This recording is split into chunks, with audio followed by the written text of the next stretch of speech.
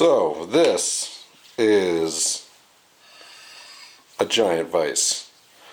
This is a GTX 125. It's 125 millimeters, and the jaw opening extends to 150 millimeters,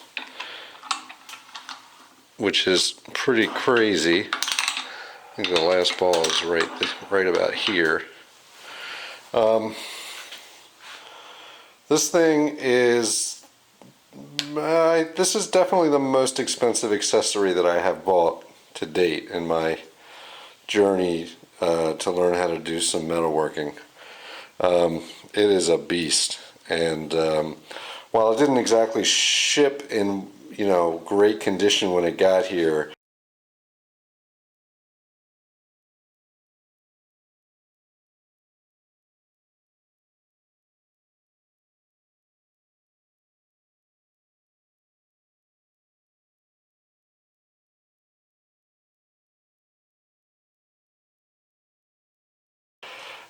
I think it's extraordinarily hard. I hit it with a file real quick.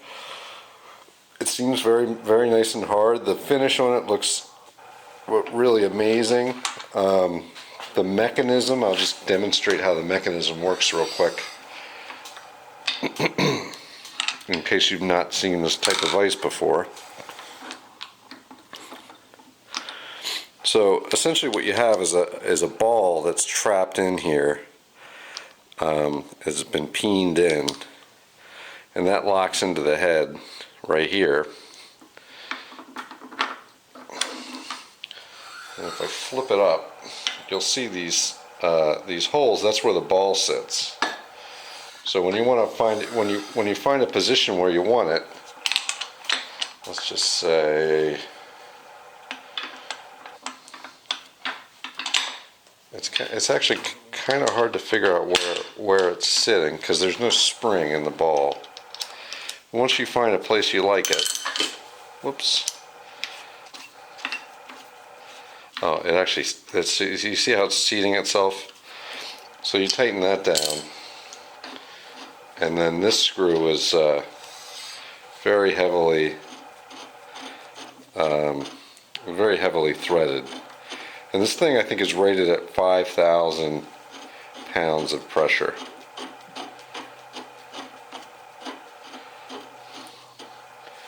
So let's see what the maximum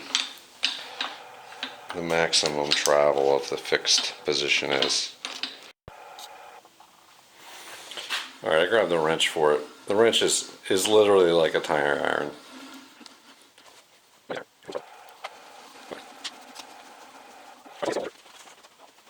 We'll measure the total travel here.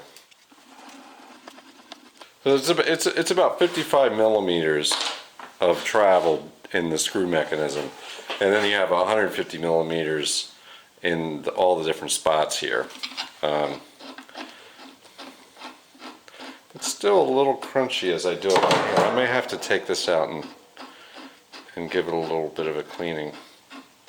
There might be some grinding dust in there, like that's ever happened with the tool from China. Yeah, it was better and now it's crunchy again. Anyway, as far as the surface finish, I can definitely see some markings from the process, but at some angles you really can't see anything at all. Now I'll show some pictures of how this arrived. There's really only one ding on it, which is right here. That's the only ding that I've been able to see, even though it was rattling around in a box with these giant hold downs, these T-nuts. This thing, which I'm not even sure what this is, it came with a threaded bolt thing, which again I'm not sure what that is. There's no manual. And then this oddball screw, which maybe thread, that's a 10 millimeter screw that threads in the side there, I guess. I suppose that this is a stop. Would that be what that is? I think it's a stop, which I don't know. I mean, it's great that they included a stop, but what's not great is it's not ground or anything. I mean, you have all the grinders and everything. Why not? I don't know.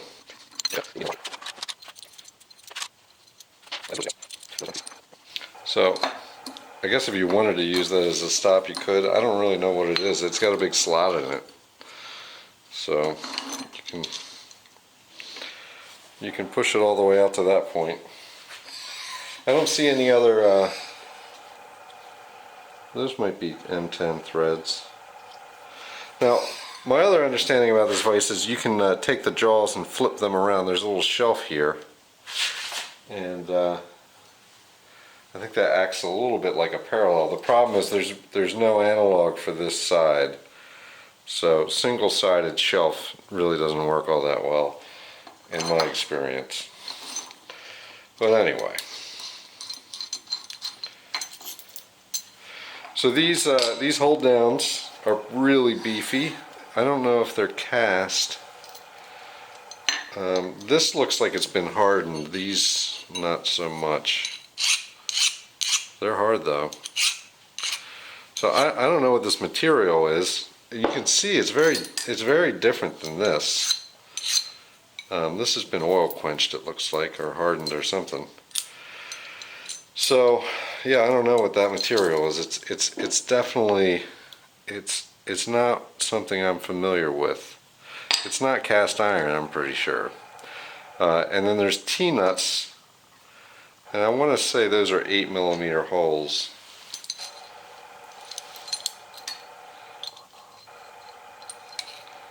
No, they're 10mm. They appear to be 10mm holes.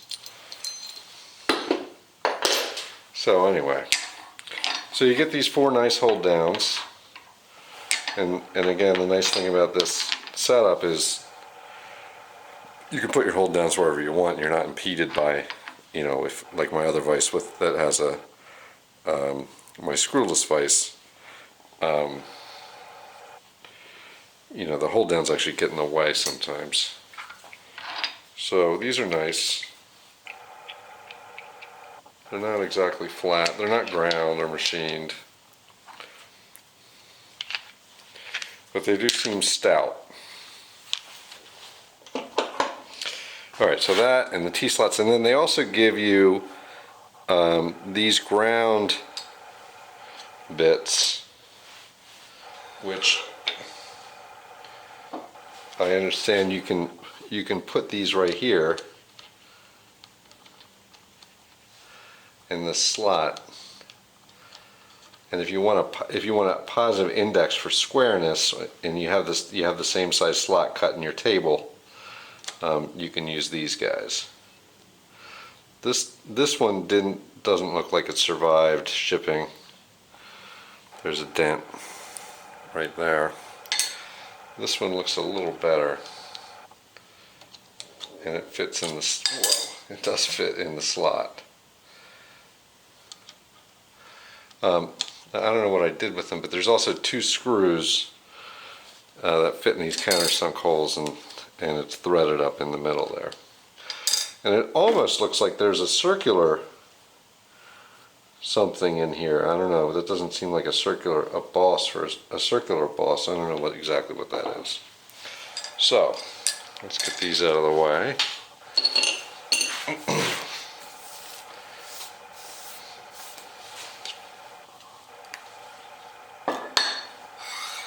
Alright, so just a quick inspection, because my experience with some of these vices that say they're super high precision ground is that they're actually not. So we'll see what the surface plate says. Okay. Try that again. Yep, definitely looks like we just whoops, try not to crash it.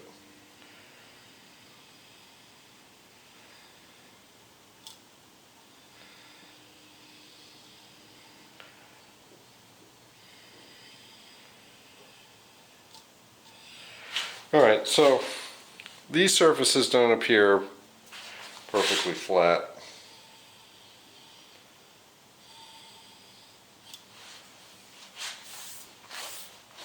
Could be the cleanliness of my surface plate.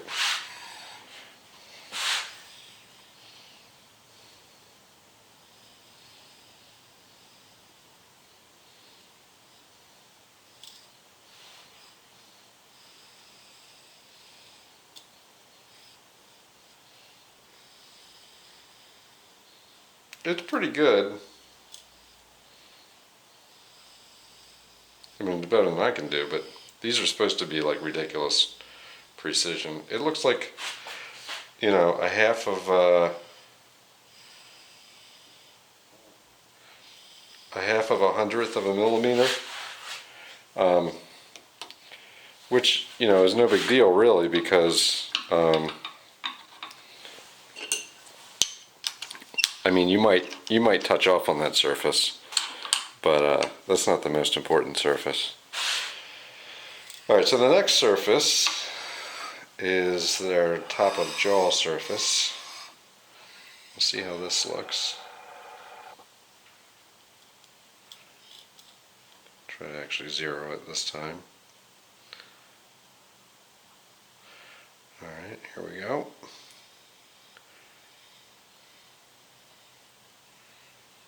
All right, it falls away about a hundredth of a millimeter, it looks like. So it's a hundredth of a millimeter over 5 inches, which is, you know, really pretty good, but for the price, I don't know if that's really what I'm getting, or I wanted to get. This side looks perfect. Actually, it's a little low on this side too.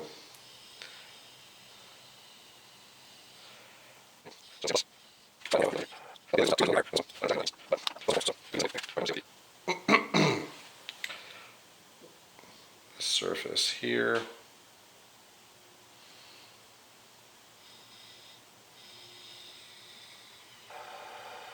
So this is low. No, this is low. Oops. This is over this distance is it looks like about a hundredth of a millimeter.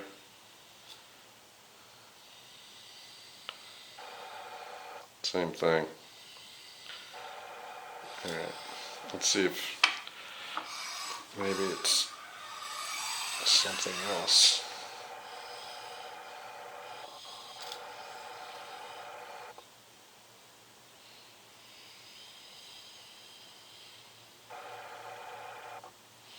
It reads a little better.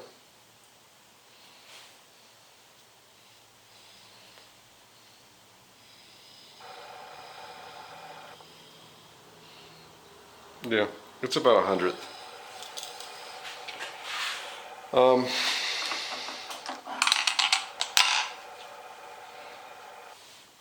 They feel perfect here.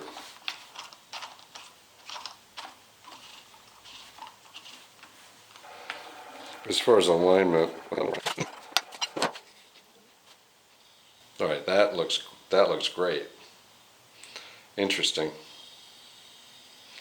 So that's really the most important thing. When there's pressure on it, they're clamped together. There's no noticeable.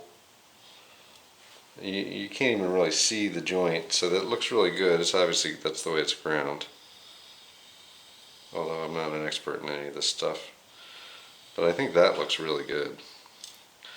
Now I'm interested to see this surface, if it's changed at all. Nope, there's still a little waviness in it. It's not bad. I mean, I'm sure it's good enough to indicate off of.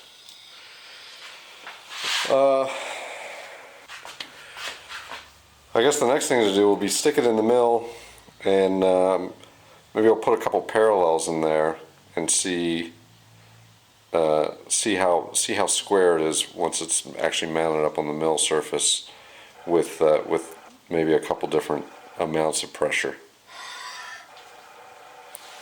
Okay, so here's my 5-inch vise. I have light pressure in the on the screw here. I don't know how accurate this test is because the head's got some nod to it, but we're just going to crank it down and see what happens.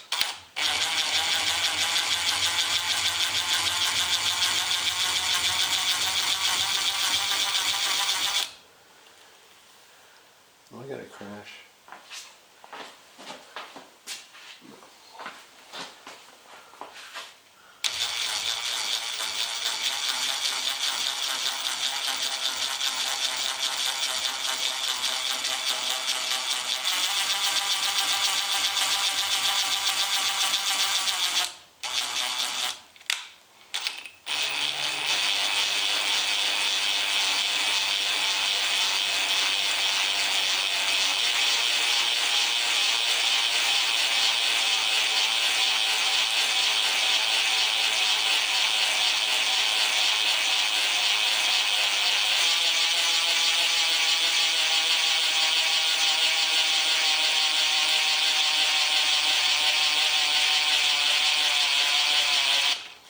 Alright, so that's maybe a hundredth or so. Alright, and the next test is just to crank on this and see what happens.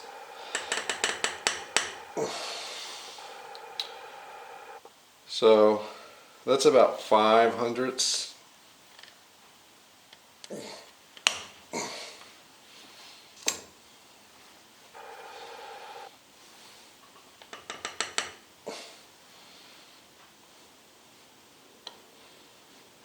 Interesting.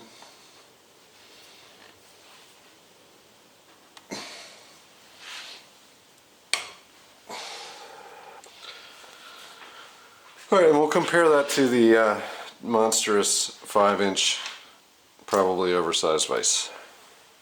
So this is not easy to see. It's something that you really feel. But when two surfaces are extraordinarily flat, there's a whole bunch of contact points, and it creates a whole bunch of friction, and then there's also some vacuum pressure happening because you squeeze all the air out. And so anyway, I'm just setting up to do this other test to see how square this is when I have the vise actually mounted up in the mill here. And you know, I'm just rubbing this around to make sure there's no debris or burrs or anything. And I'll just tell you what, I mean, it feels it feels as flat as the surface place does. And there's some stick. You know, it's almost like the two surfaces are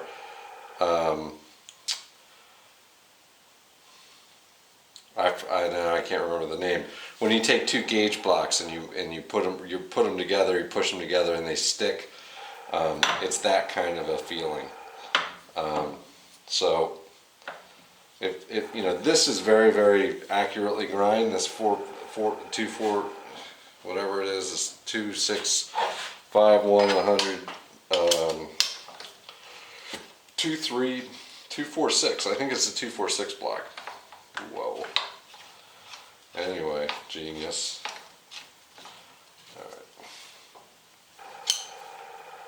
It feels like it's, you know, it feels really flat. The moral of the story is that it feels really flat. Now, one thing immediately that I don't like is the tire wrench. If it had another end that I could put on this nut and spin quickly, but I don't know how. It's going to run into here at some point. And I don't know, I'm going to hand tighten the first one. Alright, so we've got that in there. It's looking good. Hopefully you'll be able to see that dial. Alright, and here we go.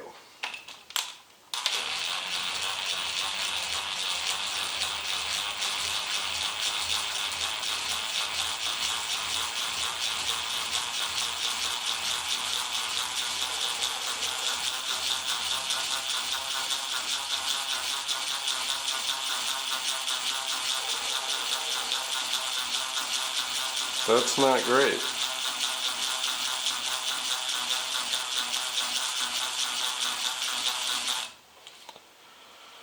So it's saying it's low or high, which means the bottom end is kicked out, and I don't like that.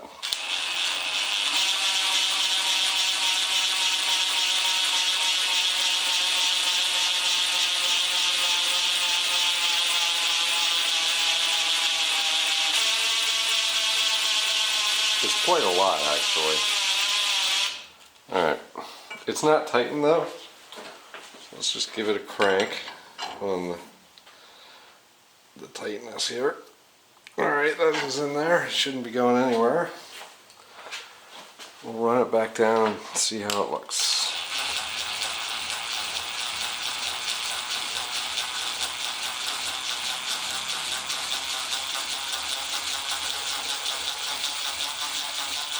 Disappointing.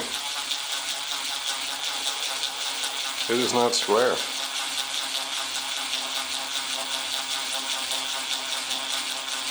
Like by a lot.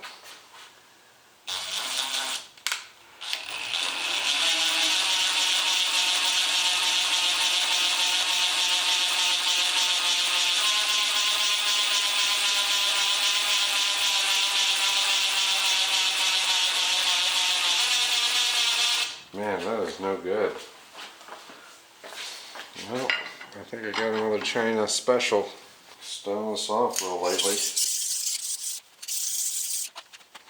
Break out the microfiber. I mean, I haven't milled anything in this yet. I shouldn't. Right now, the first impressions are, it looks great and it's not square.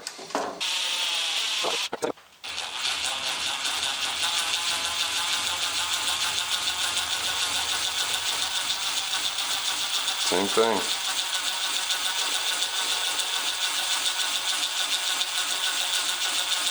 Disappointing. Very disappointing. So yeah, that's awful.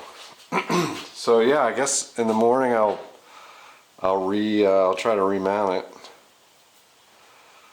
And if that doesn't work, I don't know. I guess I'll pull the fixed jaw off and take a look at what's back there. That sucks.